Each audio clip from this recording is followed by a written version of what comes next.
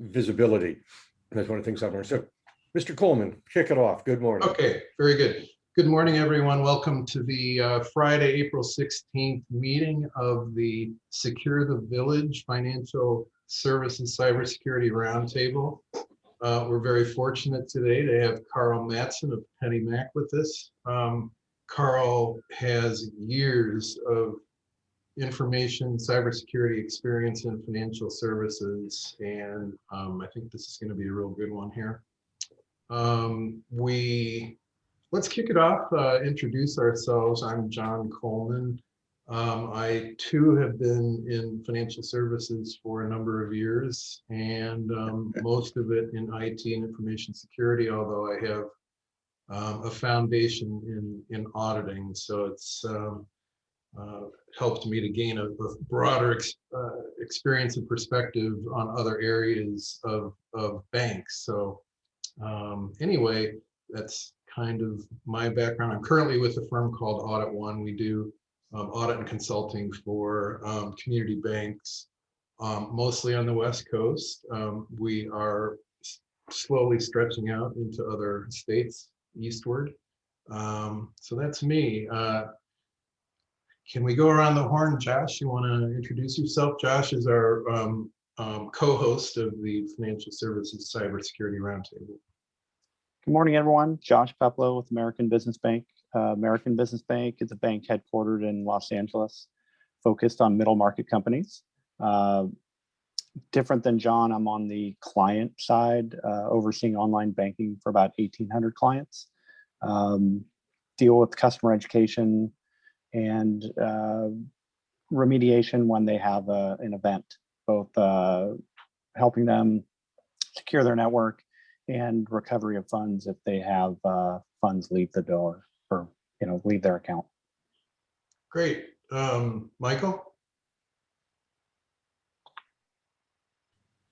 I wasn't anticipating getting called so quick. Good morning, Michael Lipton. I'm with TPX Communications. We're on the services side, so we provide cybersecurity products and services that are fully either co-managed or fully managed for customers. We also provide compliance as well and assistance where that's concerned, HIPAA, SOX, PCI, all of that kind of good stuff, and tackling both the consumer, not the consumer, but the retail, I would say, and the banking industries. I'm great to hear that PennyMac is here with us because my loan for my home is with PennyMac. So it's so awesome that you guys are on top of the cybersecurity so that I don't have to worry about that financial aspect of my life. And it's always great to be here. I'm always learning and being able to be informative for my clients and my teammates. So it's great to be here. Great. Di, you want to say hello? Sure. Good morning. Di Craviel-Delson, owner of DKKD Staffing.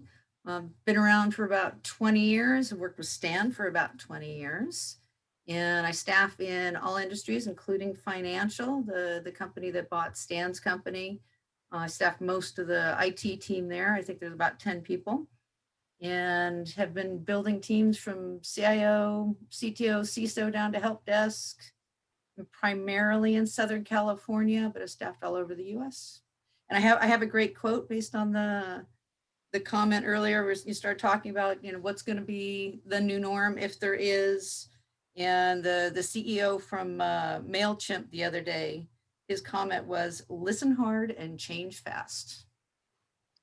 That's good. Good quote. Good quote. Mark Garcia, you want to say hello? Sorry about that. Just a moment. Yes, good morning, Mark Garcia. I am a marketing, branding, and public relations executive. And for several years, I actually was consulting to several law firms that had banking, bank regulatory, bank merger and acquisition, and other banking and financial institution legal practices. I am involved with STV for the purposes of trying to bring my background into assisting the community with elevating its brand visibility and educational marketing. Excellent. Thank you for that. Pete, take it away. Good morning, everybody. Can you hear me? We can. Yeah, I'm Pete Platt. I'm the former fraud manager for City National Bank, and I worked with Karl for 3 or 4 years, so I'm glad to see him on the agenda. I am now back with the government. I'm a retired Treasury special agent, but I'm now contracted with Department of Justice, and I'm still chasing the bad guys, particularly on the financial side, money laundering, and various things involving cyber security. Great. Welcome. Raul, take it away. Good morning, everyone. My name is Raul Flamenco. I'm in Northern California.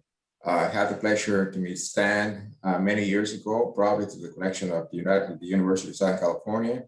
I'm the founder of Capital Networks and co-organizer of Cloud Native San Salvador. Currently, I've been investing more and more time talking to executives in banking, especially in the small banks like community banks, in terms of security and computer networking.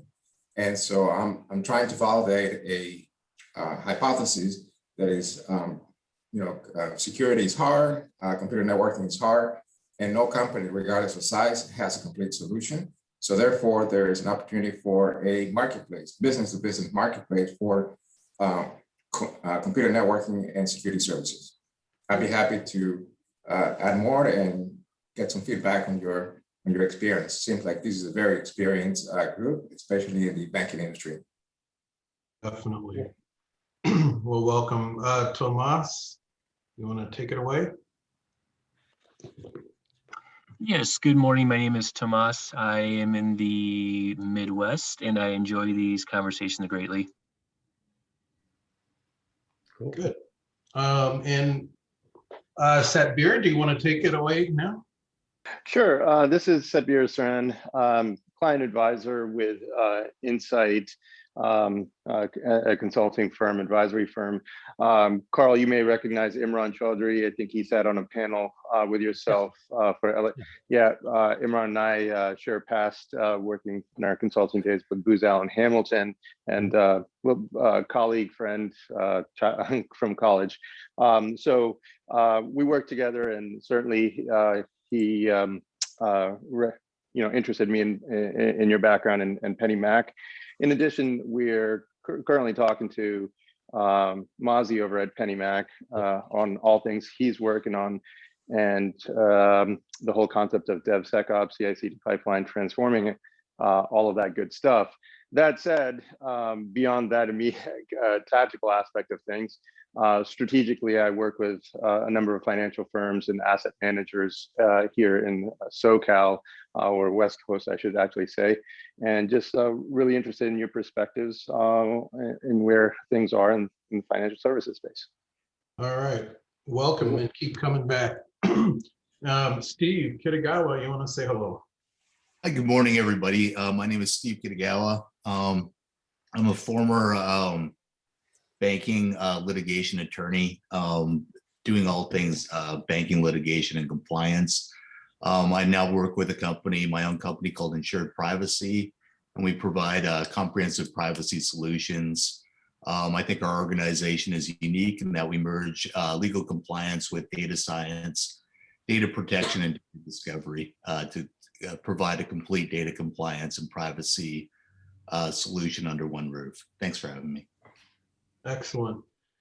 Just very quickly, obviously, and one of you threw out the word an experienced group. That's for sure. We typically have people, with this kind of experience and weight behind them joining these meetings. And our challenge, and Stan and I and Josh talk about this, is how we can push this out. The great thing is the people, that do attend this meeting represent a sort of ecosystem around financial services, cybersecurity, which is great. So that, people that do join us, can really come into contact with some really great resources and hopefully reach out to them if they need or want assistance or things like that. So the seeds are planted, and when you have a chance to share the word about Secure the Village in this group, in particular with people that that would be great. And our content is on our website. We have all of our meetings and webinars, and we also have them posted on YouTube. So we're trying to grow and take advantage of the virtual world and go beyond California. We used to be just an in-person only group. Okay, great. I'm going to turn it over to Stan. He's going to introduce Ray Adler to you before we get to Karl Mattson in the program. Super. Well, John, thank you so very much. And thank everybody for taking time out of your Friday morning to join us, particularly the new people. As John just said, please don't make it your first and only appearance here, but be here regularly. What I'd like to ask everybody to do, if you would, put your name and email address in the chat box so we can all share contact information with each other. The other thing to put there, if it's of interest to you, and I hope it is, one of the things we're very interested in is building community. It's if we're to secure the village, if we're to get a cyber secure global village, so to speak, we've got to build community, because it's that community, it's us working together, reaching out to the broader world, the last mile, as I like to speak about it, boards to living rooms, but reaching out to them so that they know what to do, they're committed to do it, they do it, and everybody's protecting themselves and protecting everybody else as well. So put your name and as I say, your contact information. And one of the things we do along this line of building community is we get together in groups of 3 or 4 in between meetings. We call them troikas, after the use of that word. At least I first learned it in a networking group called Provisors. That's a standard practice, and Ray's smiling because he's been a part of that all these years as well and knows it. So in addition to putting your name and contact information, if you want to get registered, set up in a troika, put the word troika in there as well. If you've already put your name in without it, put your name in a second time. It's okay. The bits are free for doing that. Doesn't cost us anything to do that. So I'm Stan. I founded Secure the Village, good God, going on 6 years ago, just with this idea we had to get everybody engaged in talking together. And this is part of what we did. We even had this group in existence while I was still at ISSA, before there was a Secure the Village. On the other side, the private side, as most of you know, oh, by the way, Michael, I just noticed you misspelled your name. If you look at that, yeah, my fingers typed the same way.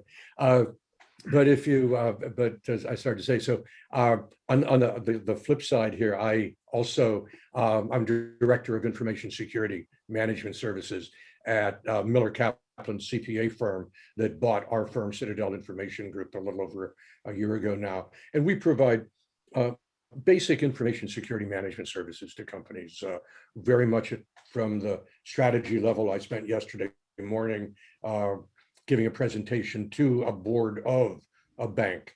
That's part of what we do, and we get all the way down into the details of the firewall configurations and all. We've got that kind of top to bottom capability, virtual CISOs, assessments, and incident response, and blah, blah, blah, all of that stuff.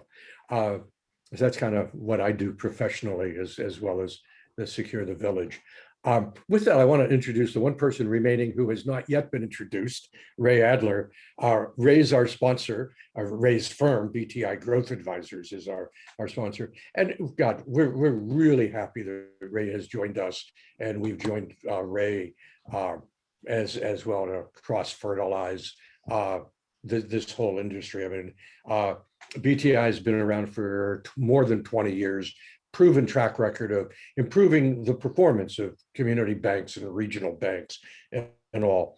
And so Ray's, through his contacts and all, is helping us get the word out with Secure the Village. I mean, Ray, you and I first met in another networking group that was focused on financial services, and that goes back probably more than 10 years ago, I would Yep, the think. Financial Services Resource Group. I founded That's right. that one. Yeah. That's right.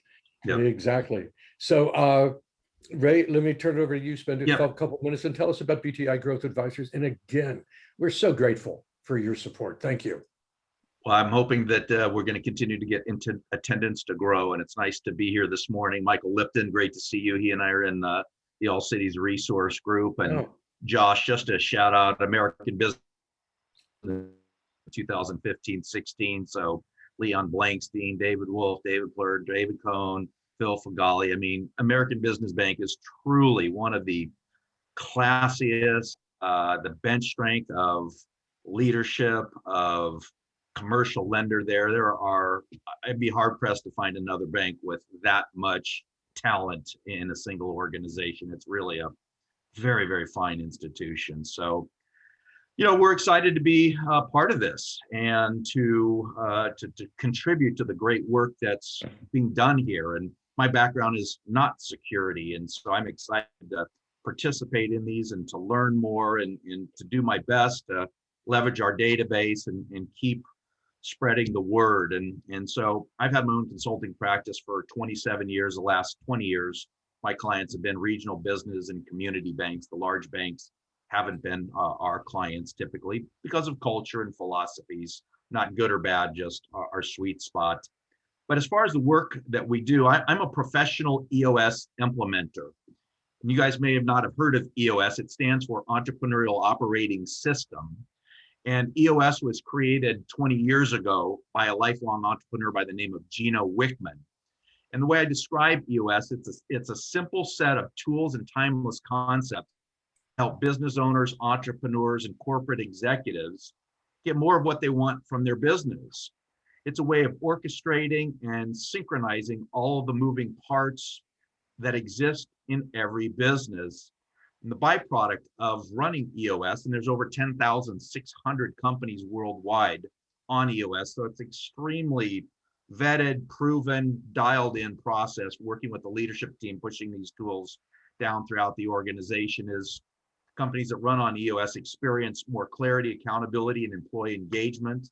The productivity boost cultivates a high performance culture, unifies all the employees around the company vision. Business is easier to scale, more profitable, grow revenue. And you know, I'd love to, if anybody's interested in hearing more about it, I'd certainly love to just do that on a one-on-one basis. I'll put my contact in the information in the chat feature. And again, just super proud to be part of this organization. I love from the moment I met him, and happy to be a part of anything that he puts his fingers on, because he does great work. And you know, it's a great group here today. So I'm going to turn it back to you. Thanks for the opportunity. Super. Well, Ray, again, this is the way these things work. You know, they're win-wins, if you will. That we win by your support, Ray. Hopefully you win as well, because you get the exposure and all, and the camaraderie. I believe in karma. I believe in karma. So if I put good out, it's going to come back from somewhere. Yeah. So. Yeah, and also serving the good of the win for the community, for all the banks that are participants and all, and then the wins to the bank's customers and to all of our customers, because the society actually wins from these kinds of things. So that's why I call it win-win-win-win in these cases. So with that, John, let me turn it back to you to introduce Karl. I'm going to stop my screen sharing. Karl, in a moment, you'll take it away, and we'll sit and listen to you for a bit.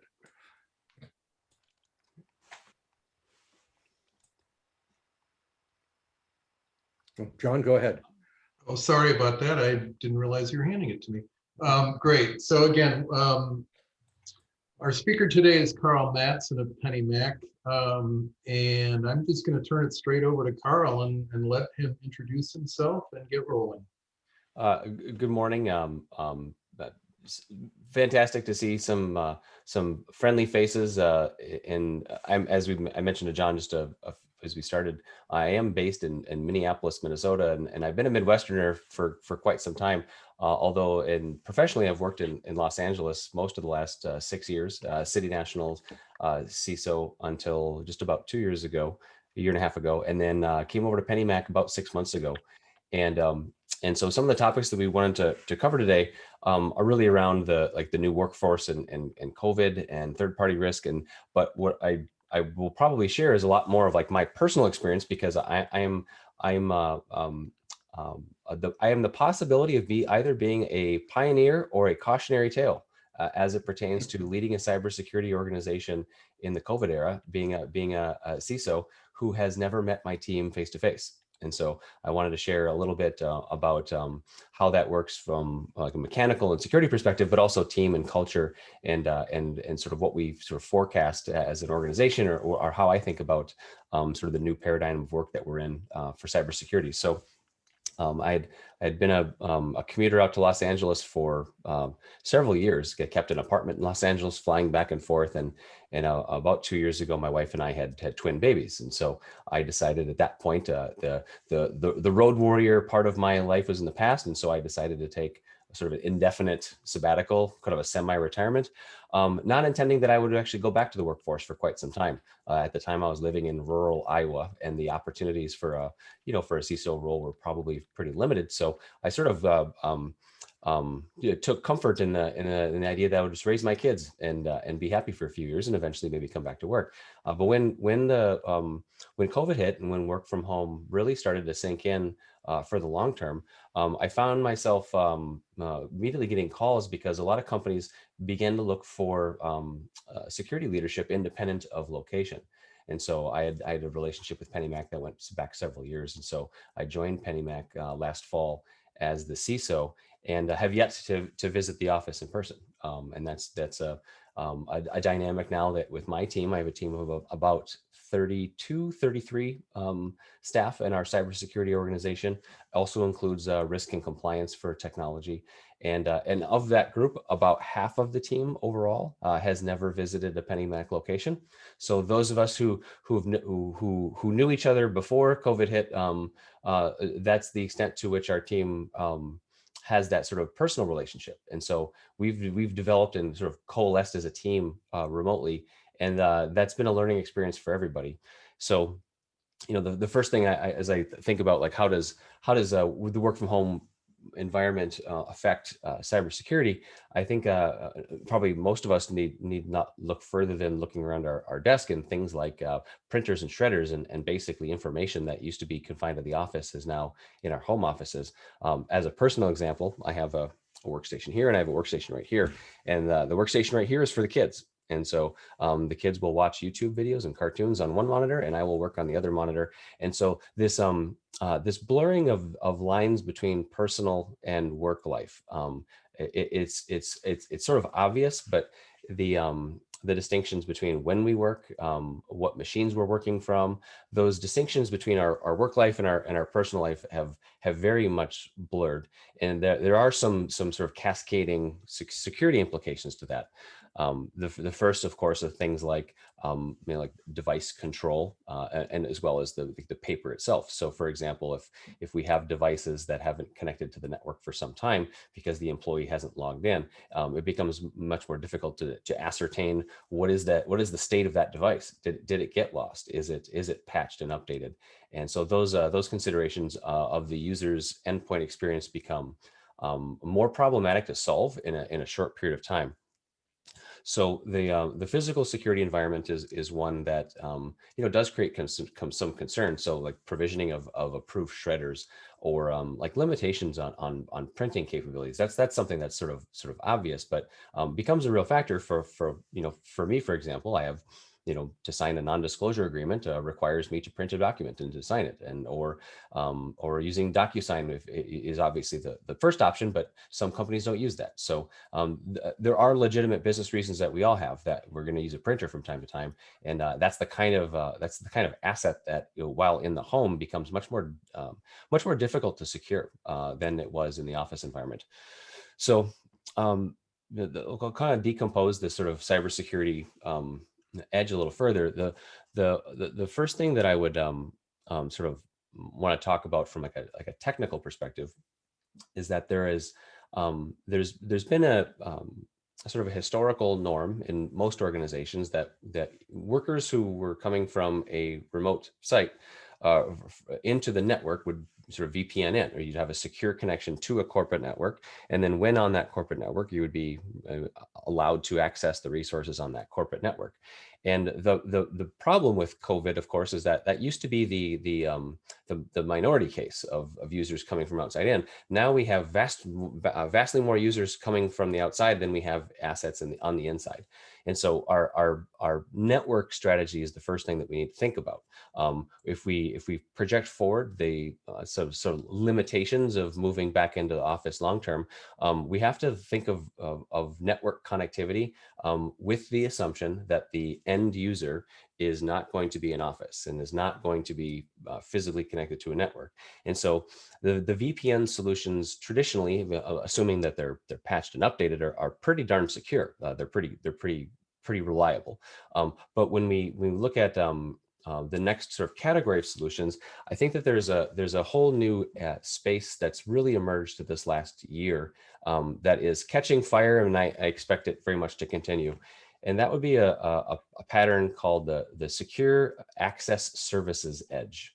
The industry Gartner would call it SASE, S-A-S-E. And in contrast to where a VPN connection creates a secure tunnel into a corporate network, and then you're free to operate within that corporate network, instead, a Secure Access Edge uses your identity as its sort of primary factor of what you're allowed to do. And then that it brokers a connection to a specific application that you need, but not the core network. So for example, a SASE solution allows me to log in directly to the financial system, the finance system, but at no time do I log into the corporate network. I'm just going user to system. I'm going user to Salesforce, user to email. And so it creates this sort of hub and spoke where the user's identity is the centerpiece and the access to the resource is direct, rather than going through this relationship of trust where I log into the network first, and then while on the network, then I continue to operate and use the services that are available on a network. So I think that when we look long-term at cybersecurity, I think that what used to be, I would call it a cliche, that was this concept of identity being the new perimeter. I used to think of that term as kind of like a throwaway, sales pitch, and now I'm 100% convinced that is our network security of the future. Largely dissolves into an identity perimeter, so that myself as a user, I can access the resources that I need to do my job, but I'm doing so with a trust factor based on my identity, rather than based on me being an authenticated user on the network. Mm-hmm. So there are some prerequisites, of course, to doing that securely, but I think that's one thing that I would share as a future trend that I definitely see coming along. Yes, Dan. Yeah, it's as you're describing that, Karl, it sounds somewhat similar to zero trust architectures. Well, I would suggest SASE is exactly a zero trust concept. Zero trust, I almost think is like a bigger philosophy. So mm-hmm. One could apply a zero trust philosophy across the entire range of identity and connectivity and access to systems. So I would think of like zero trust being the umbrella philosophy. Mm-hmm. And SASE being a manifestation of that philosophy, specifically that applies here in the use case of the remote worker. Mm-hmm. Because in the use case of, let's call it the database administrator or the network engineer, their manifestation of zero trust might have a lot of different features to it in terms of how they're accessing resources with privilege, or how But I think that one of the things you'd find is that identity is the centerpiece of a zero trust philosophy, and in the remote workforce, that really makes a big difference. So like you use the basic example of Zoom that we're on right now, or for we're using our cloud-based email, the user connecting to VPN, and all of that network traffic transiting back to a corporate network and then back out to the cloud provider creates an enormous overhead on the corporate network. It's suboptimal for a variety of reasons, but that is kind of the historical pattern where we bring users onto the network and then we send them back out to the resource they want, versus having the user, Karl, go directly to Zoom with a secure connection that I can trust, or directly to my email that I can trust. And I think that, and I'll just share a couple of names, but there are the obvious partner people like the Palo Altos and Zscalers and Cato Networks are investing very heavily in this concept of SASE that in some ways is kind of interesting because it sort of cannibalizes their existing footprint of being a sort of products and services that actually protect a core network. And now we're able to employ solutions that sort of flip that on its tail and allow the user to access services and systems directly. So that concept, I think, is one that sort of relates to where we just go as a workforce. And I think that there's a lot of questions that remain about whether and how companies move back to an in-office setting. In most cases, I think that companies, even who are thinking of, about going back to the office this year, they're probably going back to the office in a lesser quantity or lesser people, lesser density.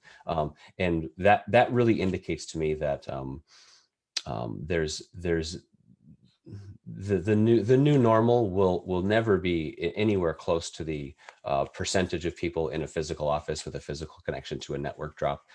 So as a security professional, what I want to do is I want to assume every user is always remote all the time. As I think about my strategic design, how I think about my technologies, needs to take into account that user first.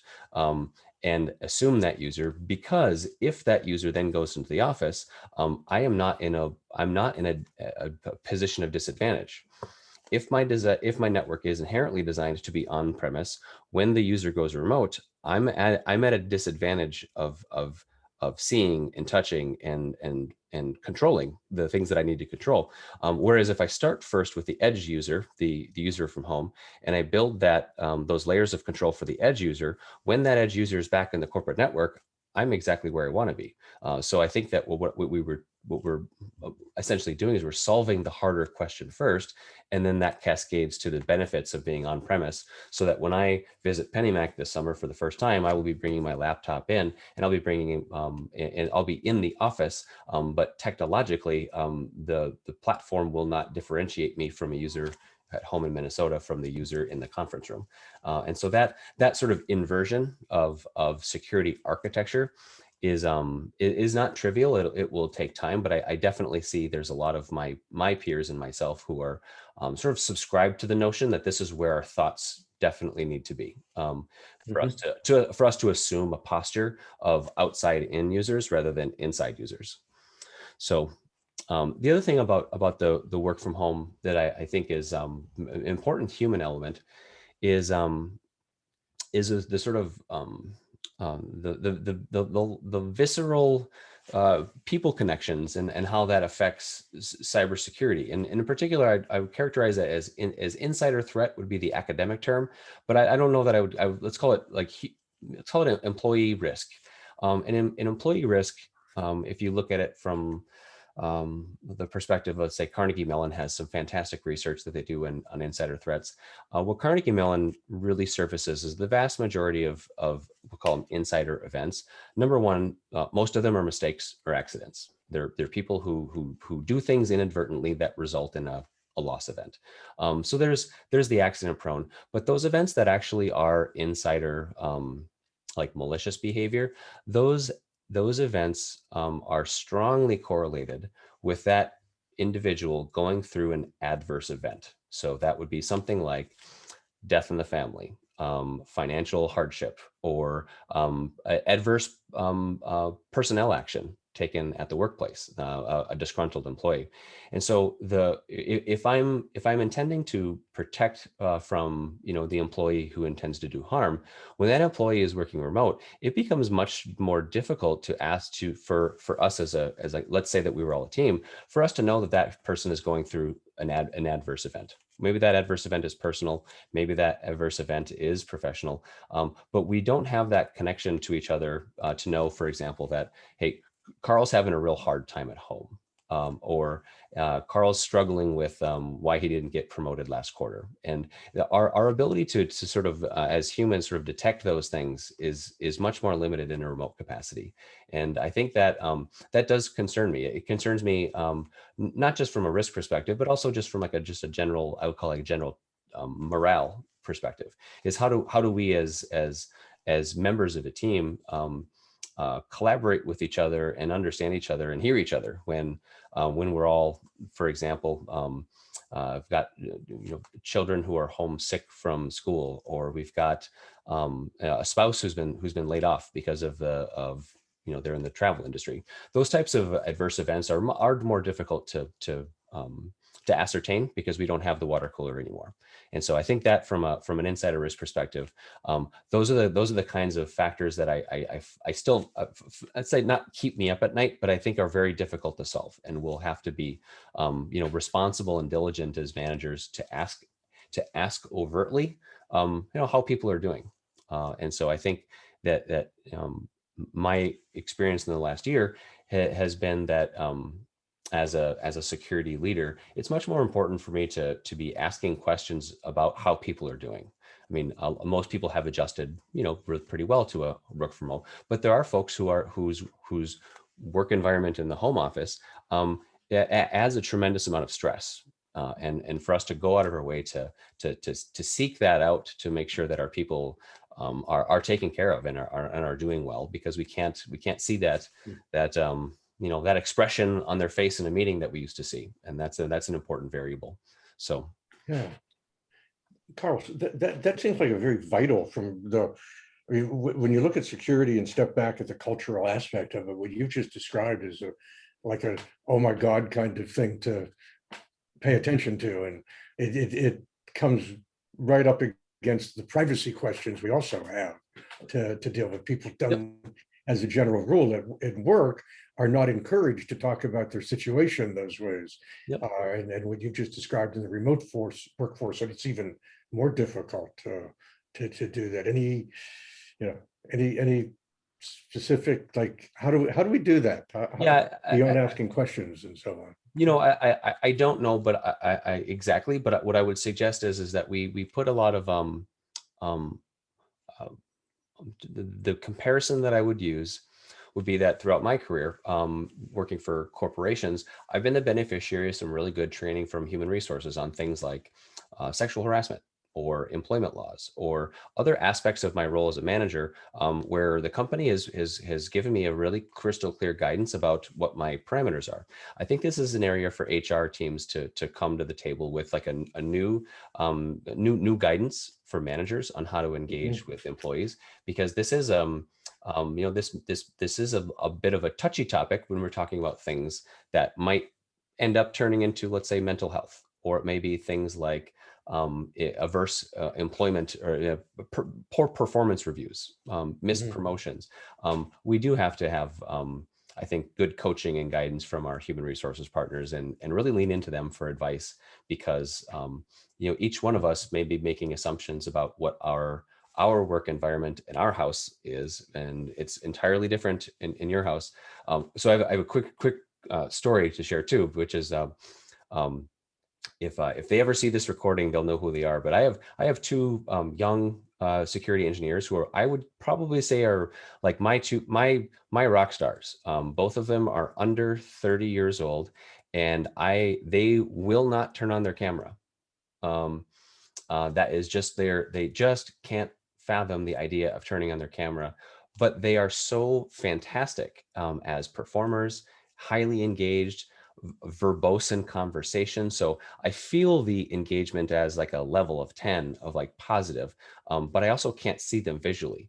And so for me, that's unfamiliar as a manager. And so that unfamiliarity with this working relationship causes me it gives me pause, because I don't know if I should trust my instincts like I used to be able to when I was in the office. And these are a couple people in general who give me every reason to believe that everything is great, except for I can't see them. And that will always sort of be this thing in the back of my head that I wonder, like, I hope I'm doing the right thing. I'm hoping I'm identifying if that person is having, challenges, those types of things. And so I think that and that applies, I think, across the board in the company, so that when those situations occur where someone actually is a disgruntled employee, the very extreme few, but who could actually cause damage to an organization, would we be able to identify those if that happened? Yeah. So let me, if I might follow up with another question. Short of, the things like we saw in the movie Minority Report, those kinds of things, what are the defense in depth things that a manager can do so that if an employee were to go rogue in this remote environment, you're at least able to find it quickly and cut off the problem? Well, I think there's the layers of controls. The way that I maybe if I looked at this from like a Nist CSF perspective, or let's just use, I'm gonna use a few examples. My security stack is still the same, but I'm probably gonna lean really hard into a couple of controls that I didn't consider key before. So like, or I'm gonna emphasize certain things and de-emphasize others. So for example, I'm really gonna lean hard into like multi-factor authentication, because where multi-factor authentication on the core network was, internal to the network was kind of redundant. As we turn the network inside out, that's going to have to be core. So the part about that I think is important is to make the multi-factor experience easy and transparent, so that adoption becomes like a guarantee. Because no one likes getting on their phone to type in the 6-digit code. I don't like it either, but that those apps have my name on them too, and I don't love using them. But so the degree to which I can make the user experience for multi-factor authentication simple, easy, I'm really leaning into that hard. And in fact, I'm trying to do basically like silent MFA that the user does not even sort of recognize, which is making it sort of happen behind the scenes. So the first thing would be like MFA. The other one would be like privileged account management. So privileged account management is that much more important, because when we get the system administrator who's working on the core network internally, using RDP, secure shell, remoting into servers, they're launching their administration activity from a trusted point. And that's how those systems are designed. Those systems are designed to be managed by RDP, or they're managed by this, HP ILO, whatever that system and administrative pathway is. That's how we design them in the first place. And so you put that user on the outside. I think of now we're putting that user at a place. They're starting from a place of untrust, and so the number of times that they need to hop before they get to that point where they can then engage in a like a privileged session to administer a system, that gives me a lot of pause, because I think that our system administrators in particular, those are the users whose remote life is really hard to account for, because they aren't just using email and logging into the web application. They're entering the back end. They're entering the switches and the routers and the databases directly. And those entry points were always sort of assumed to be from the internal network as the starting point. So privileged access management has always been important. I think it's just even that much more important now. And then data loss prevention, obviously, with solutions that are either whether it's CASB or endpoint related, like DLP protections. Seeing our data move now is that much more important. I think an interesting thing that does change is when we look at network activity or user activity on the network as a and identifying outliers. So an easy example would be 2 years ago, if Karl Mattson had printed hundreds of pages of documents at 2 a.m. on a Saturday night, it would have been an anomaly. Today, that the curve of what's anomaly is very different, because we have people who are coming into work at 3 a.m. because that's when they get up in the morning, and you have people who are up late at night just because that's when they want to work because they're home. These lines of distinction between work and personal are different, and we have things like that what used to be our kind of our baseline of expected behavior that one would generate, let's say, SIM alerts based on. Those alerts don't really apply in a lot of cases now because the users are behaving differently. The pattern of system utilization is differently. I mean, most corporate networks would see that, 8:30 a.m. to 10:30 a.m., spike in volume. Everyone's checking email, everybody's logging in for the first time. That's spread across the day now because people's work days are different. So the behavioral alerts, like the SIM alerts, kind of have to be rewritten and sort of a new context. So that becomes less and less important now. That's one thing that I think is interesting about the like end user behavioral analytics, which I think are like a game changer for identifying end user behavior. Well, the baseline changed. The baseline of what users do just is different now. So, Carl, does excuse me, does the there's so many moving parts now and change more than ever. Is the movement towards the cloud complicating things more in your efforts to do that, or are there advantages to being in the cloud since people are working remotely? I personally think that there's significant advantages to moving to the cloud most of the time, and with the obvious caveat is that the cloud, let's say AWS, GCP, Azure, they offer tremendous advantages for capabilities and security when you apply them, and cheaper, faster, easier. But of course, it requires them to be done well, and that's the same with a platform like Salesforce. Like, Salesforce as a platform, it can be secured to just an absolute amazing standard, but you can also do it wrong. You can just misconfigure it, and then you're back to where you started. And just like Amazon, you can misconfigure S3 buckets, and now you're just that much easier to breach. So I think the excuse me, the big advantage to me in cloud adoption is that the security team and the security controls are no longer like physical capital investments that weigh down this, like the speed of change and adoption. So if my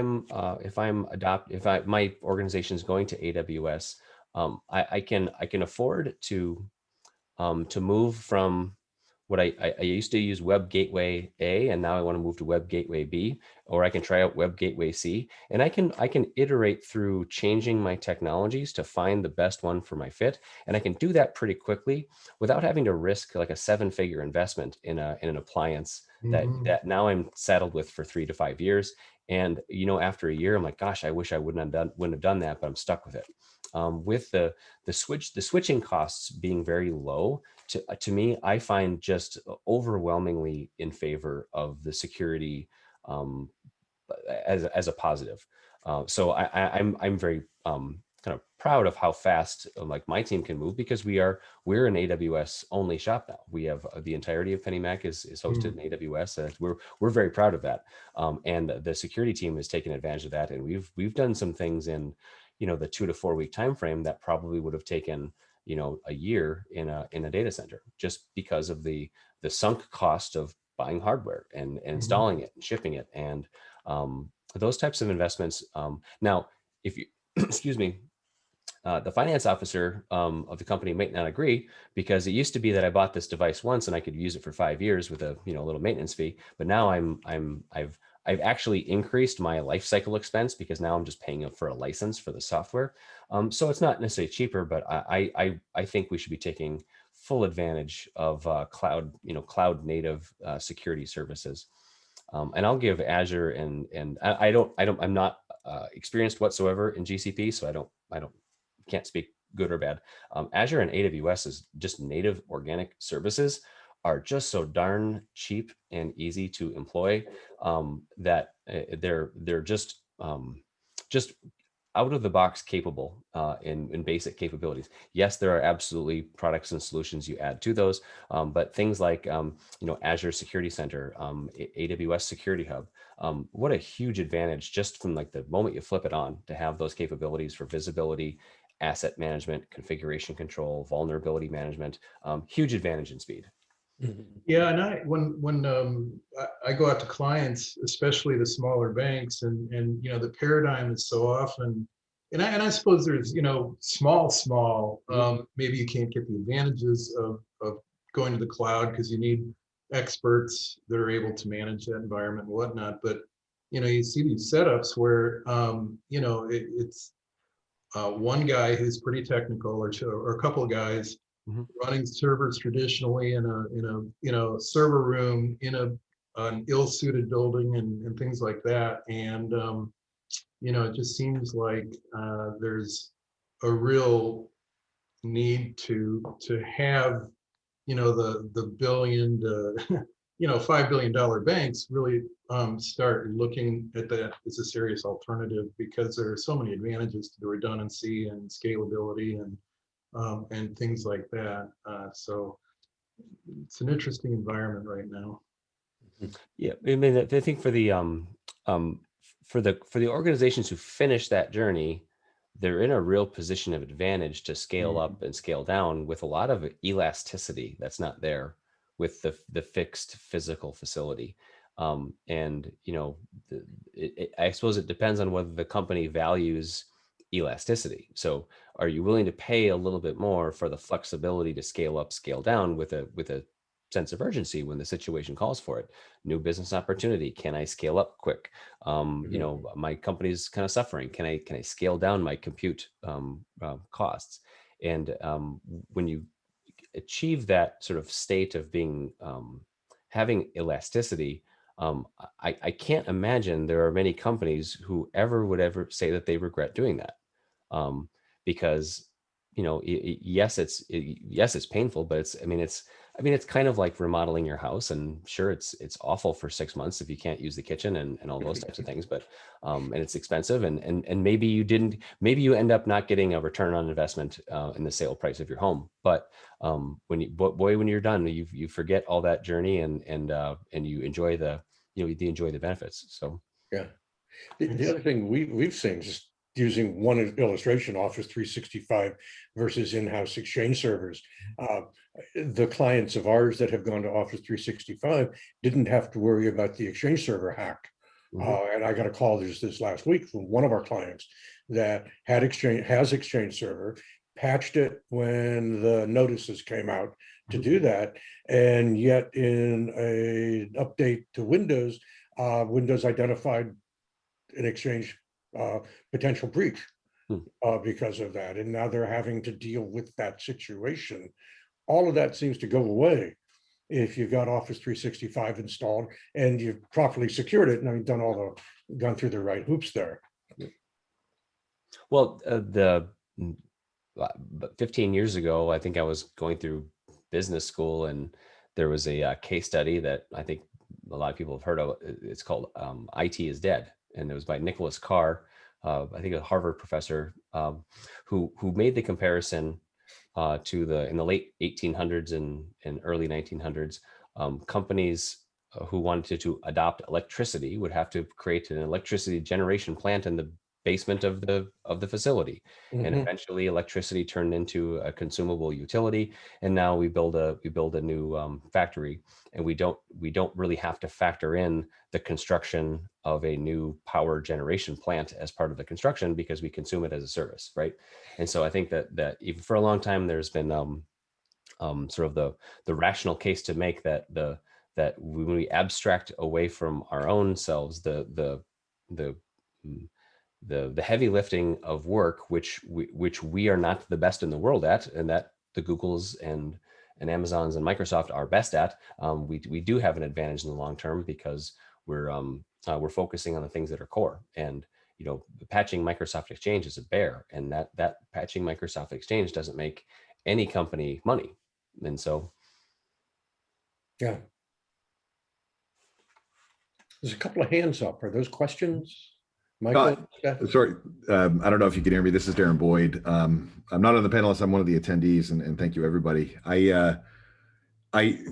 Karl, you mentioned the evaluation velocity that cloud can really enable for security teams. And it's interesting because, of course, that velocity then extends down to other units. And we're seeing this explosion of everything as code, et cetera. How does your team then keep up with all of the innovations that tend to attach to things like AppSec and DevSecOps and just that velocity movement in general? What kinds of things do you then approach philosophically to just attaching to and protecting some of the code that's now being released with similar velocity? I'd love to get your take on that. Great question. There's a couple of layers to that. The first layer I would say is more just for me personally. So this is going to sound strange, but I look at technology vendors and meeting with them and understanding their solutions to be my professional CPE hours. I keep my head on a swivel, and I probably take between 200 and 300 meetings per year with technology vendors and venture capital firms, because it's important for me. And a step back. I have the opinion that a significant number of the most intelligent people in cybersecurity are the ones creating the technologies. I think the companies and their architects and engineers are fantastic. And so I'm constantly seeking out understanding how they're thinking through problems when they develop their products and services. So I probably have about 15 venture capital firms that I connect with a couple of times a year to learn, like, what's new in your portfolio? What are you seeing out there? What companies are starting to succeed?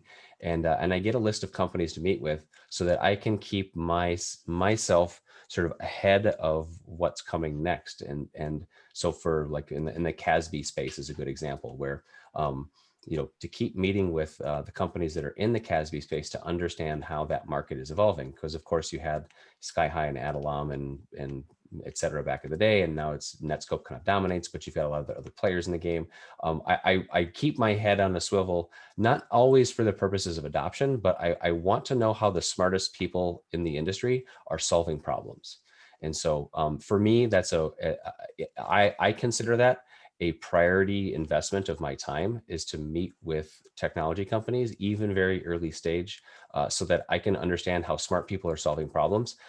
Sometimes those turn into acquisitions, but most of the time it turns into me being informed about how I think about my security problems myself.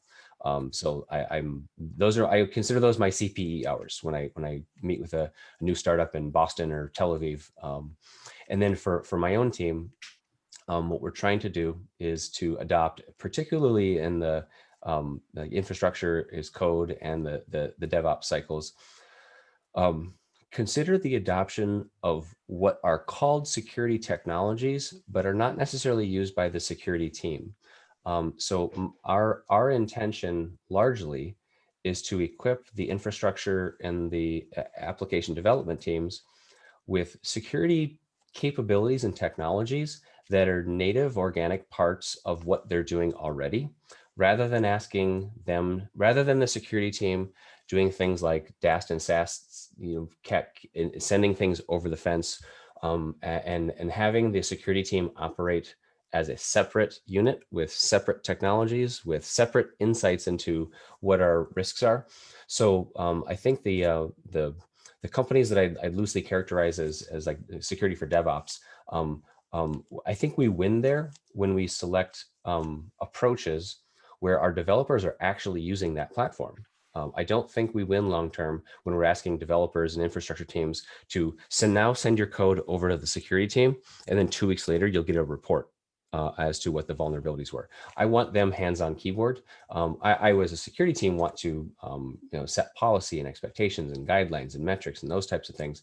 But I guess I aspire to have a security footprint where my developers and infrastructure teams don't have to leave what they're doing to become secure, that they can utilize the insight or the technologies as a part of their native work. So those are companies that really pique my interest when they're developing solutions that are integrated into GitLab and Jenkins and into the pipelines. I don't want my CI/CD pipeline to be secured through an external scanner. I want my scanners to be a native part of the pipeline.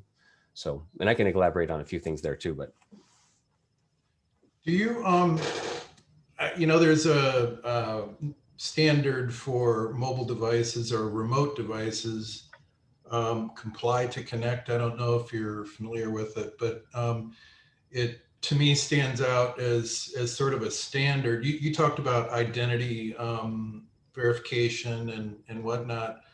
The comply to connect is kind of the machine equivalent. So if you have a company-owned laptop and you want to connect in, it's a paradigm that says, okay, it goes through and checks to make sure that everything is as it should be, on the device and whatnot before you can even connect in and authenticate yourself. Are you do you do something similar? And B, do you see like Nist is great. It was for businesses that wanted to get their hands around, the cybersecurity framework. Sorry, it was a great tool because even smaller organizations can achieve a baseline standard, and then as you scale or whatever, the expectations may go up a bit, or if your business is much more sensitive, you want to get to an advanced level in each area or whatever. To me, there's a real need for the device level security when you're talking about people outside the physical network. Do you see a standard evolving? Is it going to be comply to connect, or what do you think? So first, I admittedly am not familiar with the standard. I think it's DoD. I think it was originated in okay. NSA and DoD, and we're actually using it at Audit One. It's great. It works well. Although I was on a plane coming back from Ohio the other day, tried to use my GoGo in flight, and it wouldn't let me, because it was that secure. So yep. I think there are disadvantages to it, but when you're talking about the need for a real secure environment, I'm sure it's not the only sort of standard that can be used, but I see a need for a standard in this area that might make it easier for newer businesses or businesses that are just now thinking about device security for remote access. Well, it will depend a lot on the dependency factors. So just to give you an example of my computing experience, as a CISO is I don't have access to much. Most of what I use is I use office productivity. I've got a couple of applications that I use, some reporting and analytics, but I don't maintain system privilege. I don't privilege user activity to core systems. That's not my role, and I kind of shy away from access at any point that I don't need. So my computing experience is one where I look at my own sort of daily routine, and I think of. I want to get it to a point where I can do my job entirely and never have to log into the network at all. And so I would like to create the dynamic for a user with my profile to be device agnostic and never actually hit the network. I want to have I want only the subset of users who are really doing like core systems access, where I might be concerned about the device, because I would like to have a user with my profile be device agnostic, so that wherever Karl goes, he can have a secure connection to the few systems and services that he utilizes. And it's okay that if he's coming from the hotel computer, if it's okay, he's coming from spouse's laptop, that kind of thing. And so that's what I'm kind of designing for. I would call it the retail user in the environment, and that retail user not commonly needing a ton of access rights to a lot of core systems. And because I think the paradigm that what you've described might apply mostly for the user community who's who the degree to which they kind of need to be in network and highly trusted in their environment. That makes a lot of sense to me. I would like to have me as a user profile kind of just off network entirely, and decoupled from which device I'm coming from. So. Interesting. Yeah, and in our environment, we have everything's centralized. tons of client files with all sorts of, sensitive information. So the need to make sure that it's secure for everyone, because we're all pretty much the same. It works really well, but that's interesting. Thank you. So Karl, just a question going back to earlier, you and even Stan were talking about the SASE and zero trust.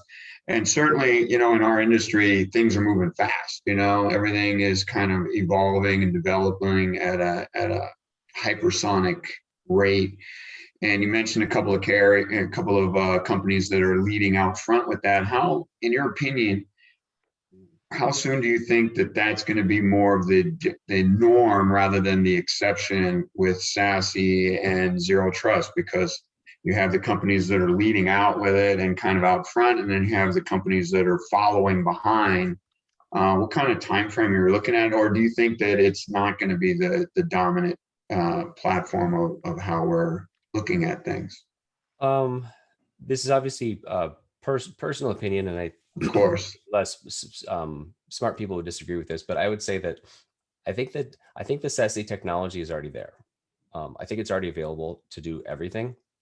I think the barrier is universal identity. So if I'm an organization that has a broad diversity of identity repositories and SSO platforms and directories and whatnot, I'm going to have a lot of trouble adopting those sort of edge SASE platforms. And even if I aspire to go zero trust, if I haven't sort of upstream addressed some identity, I'll call it diversity, I don't think that there'll be a lot of success. And so I think that the success stories of where one company is like wildly successful with platform A, and the other company says that didn't work at all. Like, what are you talking about? I think that has more to do with the identity architecture that underpins than it does the solutions, the SASE solutions themselves. Because I've seen a couple of examples where SASE implementation just was a nightmare, and I guess I have the belief that it's not the edge network channel that's the problem. I think it's actually yeah, because you've got 47 identity stores, and that means that what you're creating for a zero trust network solution is like 47 different SASE solutions. That's the kind of the curve. So that's what I would suggest, that there's zero trust network, and like a lot of concepts, there are these like kind of codependencies, like where if I and so if so I think, and by the way, identity is the same way, which is, I think, is like there's and most of the security technologies, like the solutions are not typically the problem. It's that you tried to put puzzle pieces together that were misfits, because based on your architecture that you have, these three puzzle pieces are never going to fit together. And those puzzle pieces may have been fantastically designed and sophisticated and elegant, and they worked for Stan, but I tried it and like, gosh, that didn't work at all. It's because my Oracle ERP system uses this identity platform and his uses something completely different. And that was the success factor there. So that's why I think it seems like it comes down to doing the correct discovery up front, making sure, like you said, but it's also identifying where the issue could arise, which I think you shed some light on in the fact that it's the identity architecture and how they've designed it within each individual company would determine which platform would be a better fit for them. So somebody who's going 100% all SASE might not fit Stan, but would fit John, and somebody who's going 100% non that would fit you and maybe not Ray. And anywhere where you can have a blended solution, obviously, then if you're offering both, you get the benefit of both worlds. But I don't know how that all works still yet. The analogy that I keep thinking of, and this is it's a bad analogy, I'm sure, but I keep thinking about it this way, is that Stan and I are both securing organizations that, let's say that we both have the same square mileage of land, and Stan is defending his plot of land and I'm defending my plot of land. Stan's plot of land looks like Hawaii. It's got a few big islands and that's what he's protecting. So he instruments his defenses to protect these few islands. And even though I have the exact same amount of land mass, my land is the Philippines. And so instead of 5-7 big islands, I've got 9,000 islands, a couple big ones and a lot of little islands. And so when Stan and I are sharing notes about like how on earth did it, how come Zscaler didn't work for you? How come Zscaler killed it over here? It's because I'm protecting the Philippines landmass, which has just a different profile than Hawaii. And so I think about like in the identity sense, if I had a couple of identity stores, I'd probably be okay. But if I have like hundreds of systems, all with the sort of unique local identity management, I'm going to have a difficult time patrolling the waters around each of those islands individually in an elegant way that I might have an option to if I was architected differently. Now, the caveat is it doesn't mean it's better or worse. What it means is I have trade-offs, because my island nation of thousands of little islands might be able to stand up a new product and website overnight. And Stan's takes 6 months to do what I did in 2 weeks. It's not better or worse. It's just a sort of a factual observation of what my trade-offs are when I decide to architect my infrastructure and applications in a particular way. Thank you very much. And I'm glad it's not my own inabilities that are costing me the 3 or 4 months it takes to do that, whereas you can do it in a couple of hours maybe or something. So thank you for letting me off the hook on that one, Karl. Yeah. Super. Any other? I find this discussion fascinating. Any other questions? Yeah, I got one more. Yeah. Do you foresee a need to alter how information security training is done in the organization for people, based on their external versus internal work environment? Not necessarily internal and external, but I very much aspire to have in the short term what I would refer to as situational training. So, we have our annual or semi-annual training for information security, and it may be for all employees, and plus there's an extra module if you've got sensitive access to stuff, or an extra module if you're working in the Treasury Department and you're in finance. And all that annual training is useful. But what I would rather have is I'd rather have a training on anti-phishing, let's say, occur at the time that the employee clicked a link they weren't supposed to, because or if they attempted to install software that was unapproved software. That's the opportunity to affect user behavior that I think makes a huge difference in comparison to the annual style training. And so what we're aspiring to design is user training that is individualized, that takes into account, based on what this user is doing or based on what they did, here is a very short snippet of like best practice, good ideas, training and awareness in the moment, rather than either long after the fact or long before the fact.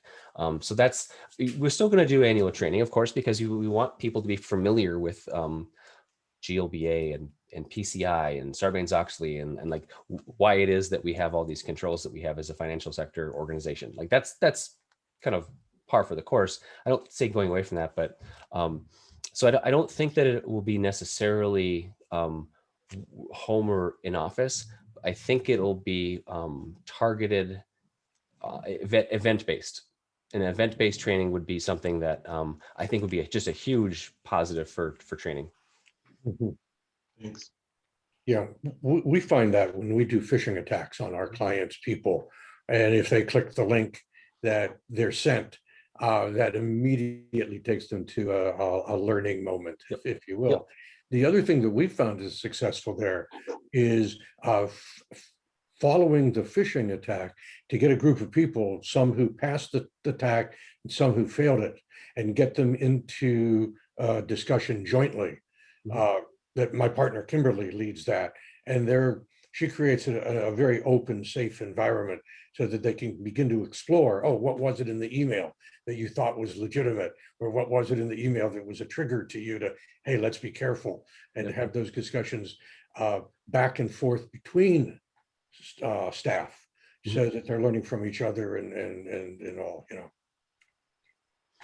I don't have the link on me, but there is there's a Google test. If you the test is 7 questions that you can take as a quiz for how good you are at spotting a fish. And so if you just Google the phishing test, I would challenge everybody. It is really hard to get all 7 questions right. It is a really interesting test. Because even, you know, as a person who's been thinking about phishing for a very long time, it is still inevitable that the most aware user in any organization is gonna get persuaded to click a link or persuaded to reply, assuming an identity was real. So, yeah, this is good. We got 10 minutes left, and I've been in as we've been doing this. Ray and I have been texting back and forth, and one of the questions, I mean, Ray. So everybody, Ray's a newbie to this group, and his field is not cybersecurity like our field is. So, and that's part of the value, frankly, Ray, of having you, because you see things that we might not otherwise. But to your point, this discussion has been very high level, and it's been around stuff that a CIO, a CISO, Josh, you're in Treasury. Who's our desired market for these kinds of talks? It seems to me to be more than just the CIO, but clearly this is not a talk for, you know, let's say a business development manager in a bank. I mean, this discussion is very much more back office, if you will. And yet it's not everybody back office. Who's our natural target? I think that's a good question. We do struggle with that, or, you know, we certainly are interested in defining that better. Yeah. And anybody's thoughts are certainly welcome with that. Personally, from my own standpoint, and my remarks at the beginning sort of touched on, we have a really seasoned group here, and it is sort of a bit more strategically focused, and it would be nice to get it down to the next level, because I think there are more people to participate in discussions like that. And I think it's topic based. I think, you know, if we start honing in on topics that maybe have a specific technical aspect, going back to our discussion of cloud, you know, having somebody come in that's an expert in AWS or Azure and financial services to really address migration to the cloud, I think that would be of tremendous interest, not only to somebody in a high level role, but to the folks that are, you know, minding the servers and that sort of thing, who would be impacted by that and are interested in making that move. And I think my 2 cents. Go ahead, Di. Stan, this could be good for our happy hour because it's a deep dive into technical. Well, and on the technical side, that's right. We have another group that meets once a month from 4 to 5:30 in the evenings on Tuesday, I believe. Hold on, I'll tell you exactly. It's the fourth Tuesday of every month. Yeah. Stan, not to interject here, I did have one kind of more topical question for Karl, sure, if I may. Yeah, so Karl, since we're in a world where the role of the brand ambassador is really the responsibility of everyone in the organization, how do you value, or do you value transparency and security by way of public disclosures, certifications, even bug bounties, and et cetera, that does become a new vector for exposure, almost like a public exchange? And yeah, just your perspective on that front. Well, it would be probably a little bit out of line to talk too much about my own company's profile, but I would suggest a couple of things. As a professional, I am immensely impressed with how FireEye handled the SolarWinds attack.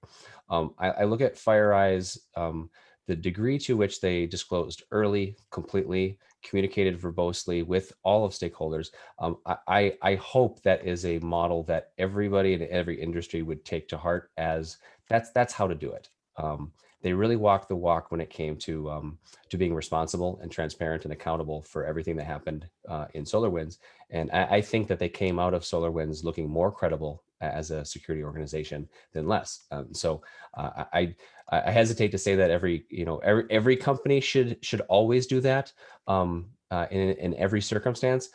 But I would be asking myself in a similar situation, if I'm not going to do something just like FireEye did, I should have a good reason not to, because I think that is where I would set as like a gold standard, at least in the ones that I've been, at least paying attention to enough to read the fine print. So that's where I would suggest is the aspirational state that I hope organizations could look at that model and say, yep, that's the model that is should be the standard for responsible disclosure of an event like that. When it comes to individual customer notifications, I mean, that's obviously going to be the lawyers who have to weigh in on, for example, timelines of a customer in Nevada type of information. So I wouldn't be able to opine on that.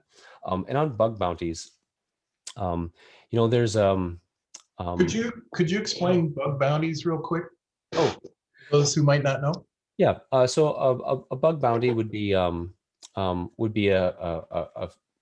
program that an organization would offer up anybody outside of the organization if they find a vulnerability on the company's assets, that they would report that asset to the company, sort of usually in exchange for compensation. So I will effectively will pay someone to tell us they found a vulnerability, and as such, then the handshake agreement, of course, is that then that vulnerability is disclosed to us, so we can go fix it in private, right, before the rest of the world finds out about it. It's obviously a situational, because there are firms who specialize in identifying bugs, and it starts to feel a little bit more like hostage taking in some models. So I think that generally speaking, the biggest firms like Microsoft, for example, has just a spectacular track record of success with their bug bounty program. And I'd say, like I mentioned, the FireEye model for like an incident disclosure, I would suggest that the Microsoft model for bug bounty would be one where I would say that's the gold standard. That's how it should go. And if an organization is not going to take that that type of approach with bug bounty, it should, and many may choose not to, but it would have to be for a good reason. So agnostic to industry or type, I would start with that assumption of what Microsoft has put together as a bug bounty program, and I'd say that's the place to start. That's the aspirational state. So. And then, sorry, if I may, real quick, John and some others have mentioned Nist Csf as an example. Mm-hmm. But the benefit of Nist Csf is I don't really have to do all the pieces. It's elective, and I can pick and choose. Where do you start to put weight on things that are a little more prescriptive, like a high trust, which says, sure, I'll take Nist Csf, and you're going to do these things, and then at the end you get a certification, almost that badge that you could wear. When does that become worth it to an organization versus, hey, let's just hunker down, let's look at Nist and let's apply what fits, versus let's go all in and get that certification at the end so that we can really promote that either internally or externally? How do you weigh that? Well, excuse me. I think the litmus test is whether your company is a technology producer. Because if you're a technology producer, you should absolutely expect that your customers will require that high level of due diligence and certification. Now,